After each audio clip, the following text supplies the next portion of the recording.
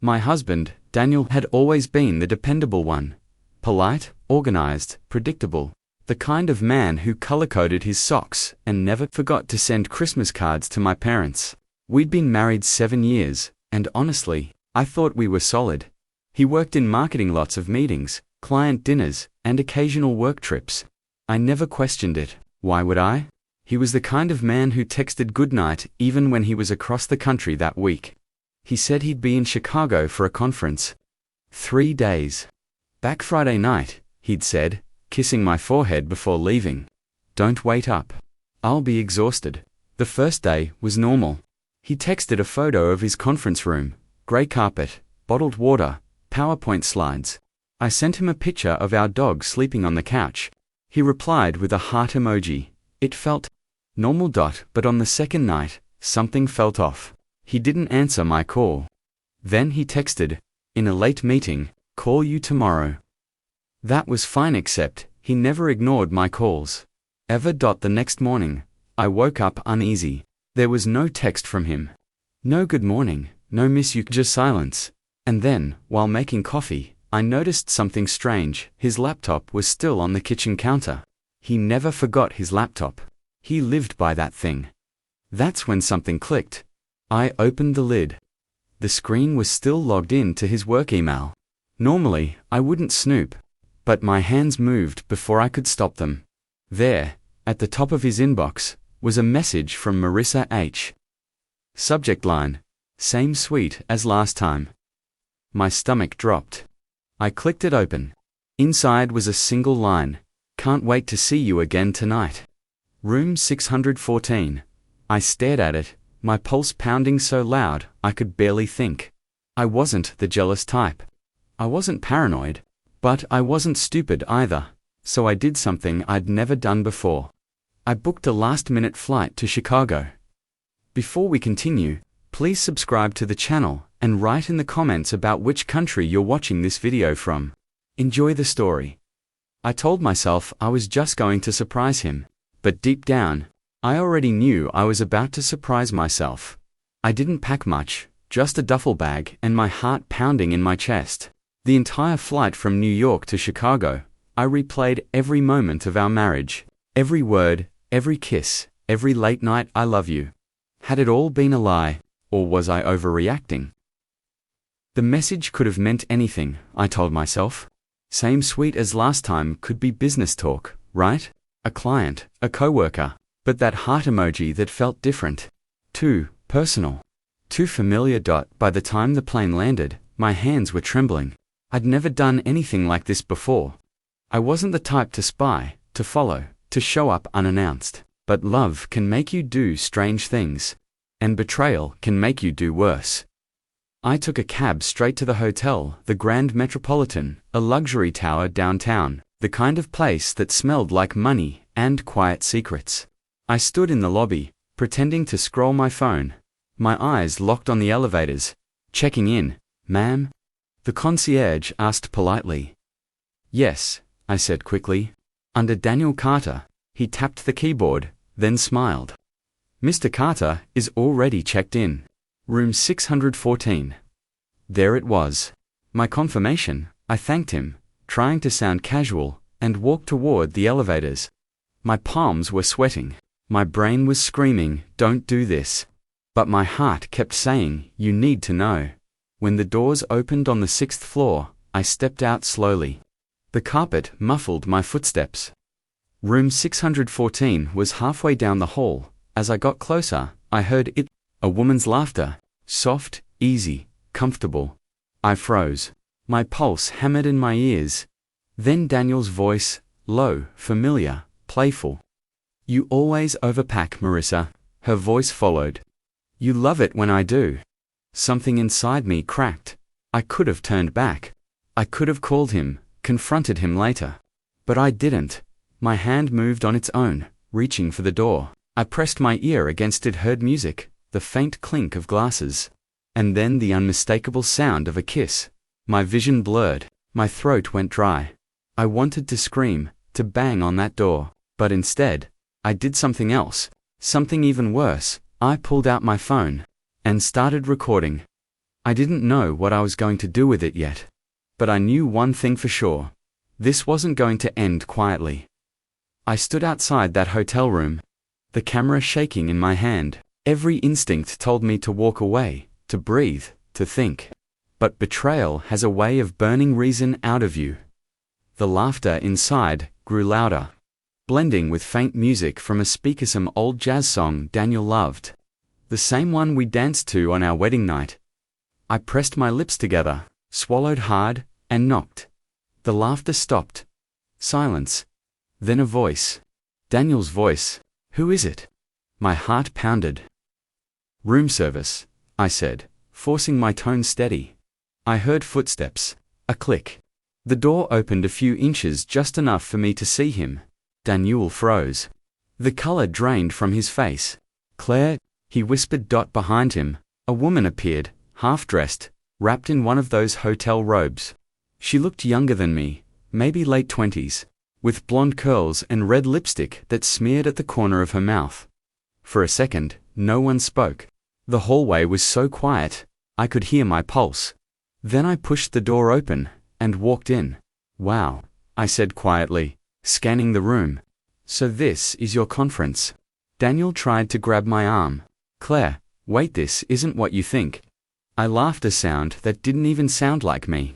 "Really? Because it looks exactly like what I think." The woman backed up, clutching the robe tighter. "I didn't know he was married," she said, her voice trembling. Daniel glared at her. "Marissa, don't I?" Turned on him. "Oh, so this is Marissa? The one who can't wait to see you again?" He flinched, realizing I'd read the email.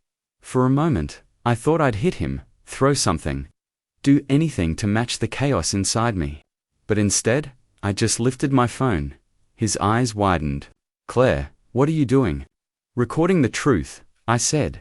"Since you've been lying for months." "Stop it," he snapped, stepping toward me. But I didn't move. "You don't get to tell me what to do anymore." I turned to Marissa. "He told you I didn't exist, didn't he?" She hesitated, then nodded slowly. "He said you were separated." The world tilted. I felt my knees weaken, but I held myself up. Daniel's voice softened. "Please, Claire, let's talk somewhere else. Don't make a scene." I stared at him for a long time. "You already made one," I whispered. Then I left. But as I walked down the hallway, something inside me shifted. Not grief, not shock. Something colder, because I realized this wasn't just about infidelity. Daniel hadn't told me where his company sent him last month, or the month before. And suddenly, I wasn't sure this was the first time he'd lied. I walked out of that hotel like a ghost. The Chicago night air hit me hard, cold, sharp, almost cleansing, but my mind wouldn't stop spinning. I'd caught him. I'd seen the proof. But something about it didn't sit right. It felt too easy. Daniel was careful. Always had been. The man double-checked receipts, cleared browser history, color-coded bills. So why would he leave an email that obvious? Why would he let me find Marissa so easily? I sat in my car across the street from the hotel, hands gripping the steering wheel. My phone buzzed. A text from Daniel. "Daniel, please come back. We need to talk." "It's not what you think." I didn't reply. Instead, I opened his email again, scrolling through the inbox. That's when I noticed something strange. Almost every message from Marissa H. had been deleted, except the one I'd found, and the date on that email was 6 months old. My stomach tightened. 6 months. Back then, Daniel had been in Chicago for a conference. Was this a recycled message? A setup? I scrolled down further, found another email thread, not from Marissa, but from someone named Victor P. The subject line read, "Transfer confirmed. Keep it quiet." I clicked it. The email contained wire details, numbers, account names, large sums. A payment sent to Daniel's personal account. It wasn't his company's domain either. "What are you into, Daniel?" I whispered. I snapped a photo of the screen, then another, just in case. My hands were shaking now, but not from heartbreak. This was fear. 10 minutes later, I saw him step out of the hotel, his tie gone, jacket slung over his shoulder, scanning the street. He looked panicked. He called me once. twice. Then he typed something fast and shoved his phone into his pocket. I ducked low in my seat as he walked past my car. He wasn't alone. A man in a dark coat followed a few steps behind him, tall, expressionless, moving like he knew exactly where Daniel was headed. Something in my gut told me this wasn't about cheating anymore. This was something bigger.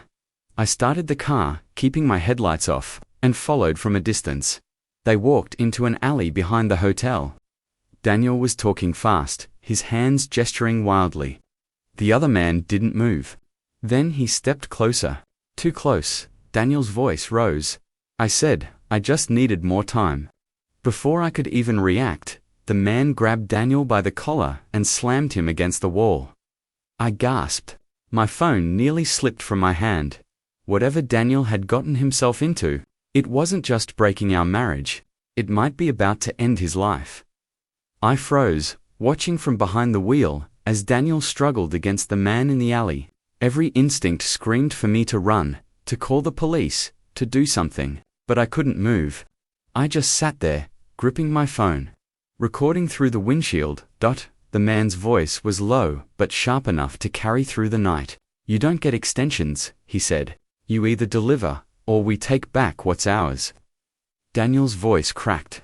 Please, I'll get the money. Just give me another week. Money. What money?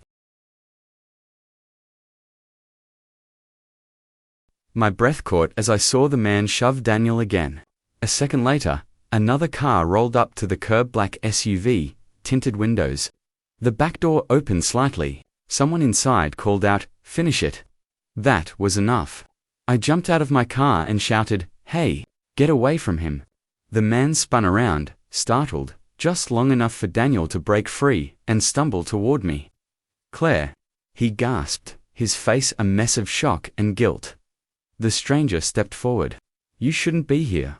But I'd already dialed 911, yelling into the phone. "There's an assault corner of Monroe and 8th, behind the Grand Metropolitan." The man glared at me, then at Daniel. For a second, I thought he was going to pull a weapon. But instead, he hissed, "You'll regret this." Before climbing into the SUV, the tires screeched as it sped off into the night. Daniel collapsed to the ground, breathing hard. I crouched beside him, shaking. "What was that? Who are they?" He pressed a hand to his forehead, muttering, "I didn't mean for you to find out this way." "Find out what, Daniel?" "That you're cheating? That you're stealing money?" He looked at me, eyes glassy. "I borrowed money from people I shouldn't have. I was trying to fix it before you ever knew. The business, it's falling apart." Marissa wasn't I, held up my hand. Don't lie again." Police sirens echoed closer. He lowered his head, defeated. The officers took our statements. But by the time they arrived, the SUV was gone. Daniel was taken in for questioning, and I followed silently, numb. Hours later, as dawn broke over Chicago, I walked out of the precinct alone. The air smelled of wet asphalt and regret. Daniel's words replayed in my head. "I didn't mean for you to find out." But he never said he was sorry. Not once. Back at the hotel, I retrieved his laptop from the car and opened it one last time. The wire transfers were still there, hundreds of thousands moved into hidden accounts. Enough evidence to destroy whatever image he'd built. I forwarded everything to the authorities, attached the recording from the alley, and hit send. Then I closed the laptop and whispered to myself, "No more lies." As I walked toward the airport that morning, the city was quiet, almost peaceful. I didn't feel broken anymore. I felt awake, because I'd gone to Chicago to catch a cheating husband. But what I'd really caught was the truth, ugly, dangerous, and freeing. And sometimes, when love falls apart, the best thing you can do is walk away before the last lie pulls you under.